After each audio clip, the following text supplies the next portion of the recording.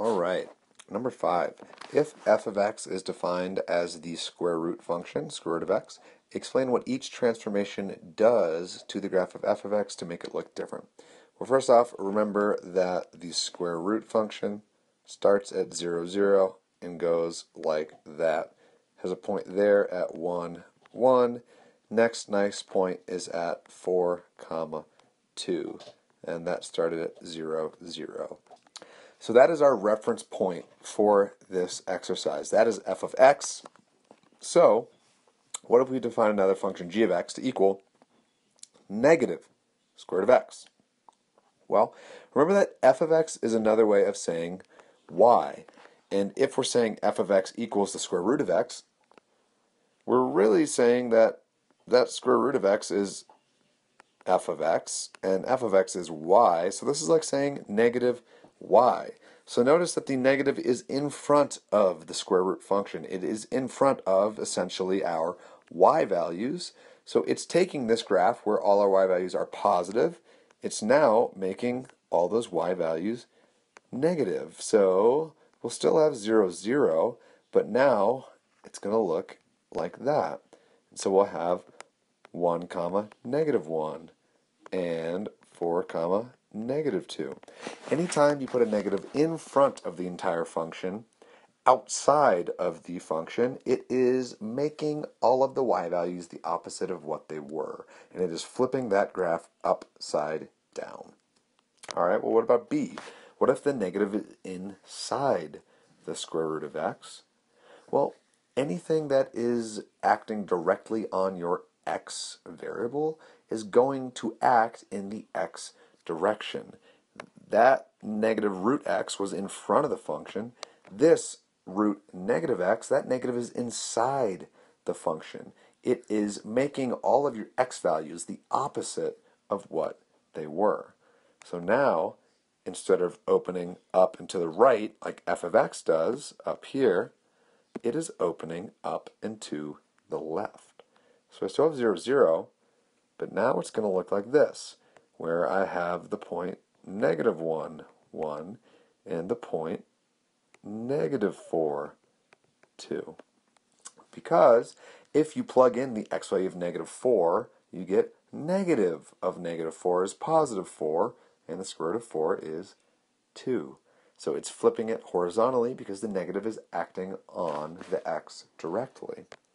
Okay, what about c? X minus 5. Well, you're probably tempted to look at this and say, oh, minus 5 is going to move it over here to negative 5, bloop. And I'm going to say, sorry, it actually doesn't. It is going to shift that graph to the right by 5. Everything else will be exactly the same, but it will have moved to the right by 5. Why does it move to the right? Well, you need to ask yourself, where does that key point happen? That is the lowest point that the square root function ever has. And we need the inside of the square root function to equal 0 to get that lowest point. Because the square root of 0 is 0. The square root of anything else is going to be bigger than 0 or not exist. So you have to ask yourself, when does x minus 5 equal 0? Well, let's just solve this. X equals 5. Therefore, this graph moves to the right 5.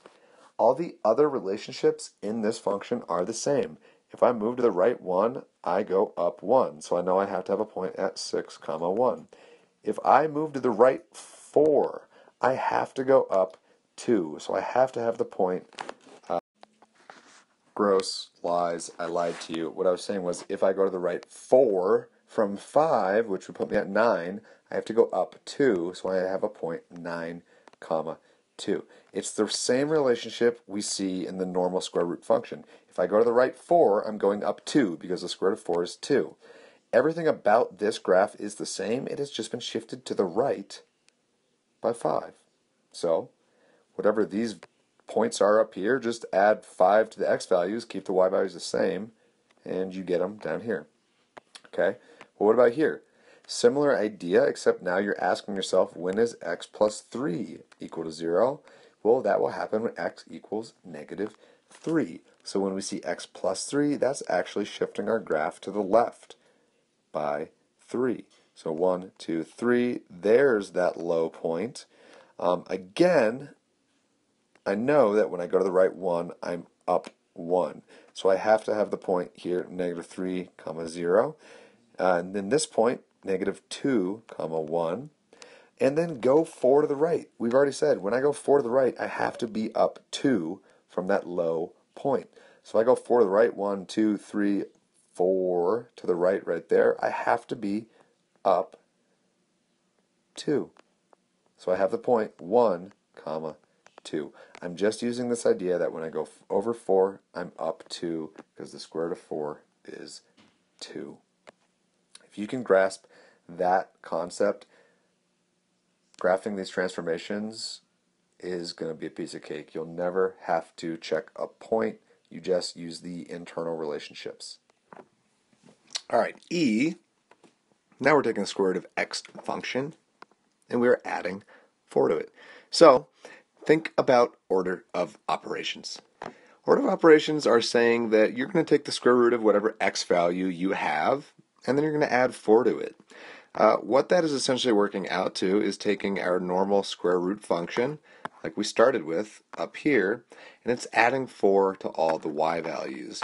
So instead of having that lowest point at 0, 0, that lowest point is now at 0, comma 4. But all the other properties are still there. If we go over 1, we are going up 1. So I have a point right there at 1, comma 5, one above that lower point. And if I went over 1, 2, 3, 4, I'm going up 2. So I know I have another point right here at 4, comma 6. Right? In all these cases, the shape is there, the property between the points are there. We're just moving it around and in some instances flipping it. The only one that's slightly different is this one, 4 times the square root of x. That's literally 4 times whatever the y values are for the square root of x function. So look back at that original y equals f of x at the top and look at all those points. If I take the x value of 0, I get the square root of 0 is 0 times 4 is 0. So here I still do have 0, 0. But now, if I go over to the x value of 1, I get the square root of 1 is 1 times 4 is 1, 2, 3, 4. So I'm up there.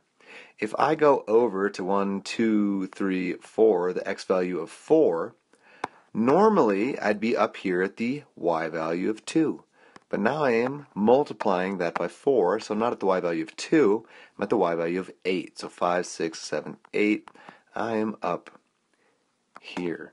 So notice the general shape is the same, but all of my y values have been multiplied by 4. 1 times 1 is 4, 2 times 1 is, what am I saying? 1 times 4 is 4, 2 times 4 is 8. And there you have it. There are all those transformations.